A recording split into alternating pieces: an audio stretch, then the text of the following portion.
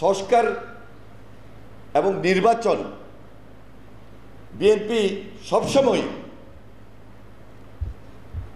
ন্যূনতম যে সংস্কারটি করা প্রয়োজন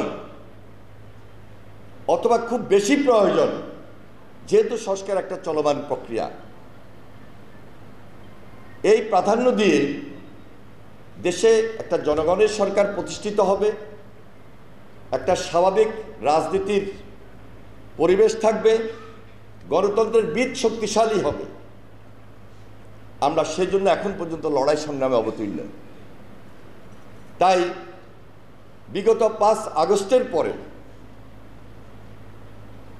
আমাদের নেতা বারবারে আমাদেরকে ফিল্ডে রেখেছেন।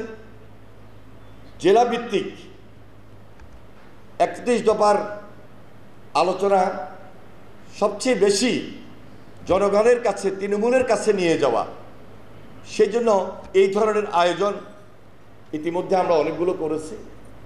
আমরা শুধু বিভাগীয় শহরের মধ্যে সীমাবদ্ধ নাই, প্রত্যেকটা জেলায় এবং বিভাগীয় শহরে আমাদের এই কর্মসূচি তো অব্যাহত রেখেছি। পাশাপাশি পেশাজীবী মহলে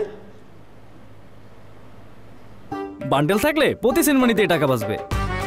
বিকাশ সেনমানি বান্ডেল কিনে জিতুন প্রতি লেনদেনে।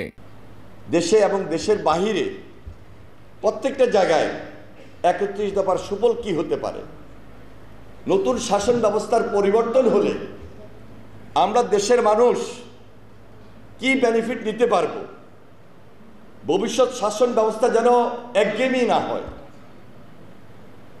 ফ্যাসিবাদী কায়দায় এক ব্যক্তির হাতে না পড়ে, কর্তৃত্ববাদী শাসন ব্যবস্থা যেন তৈরি না হয়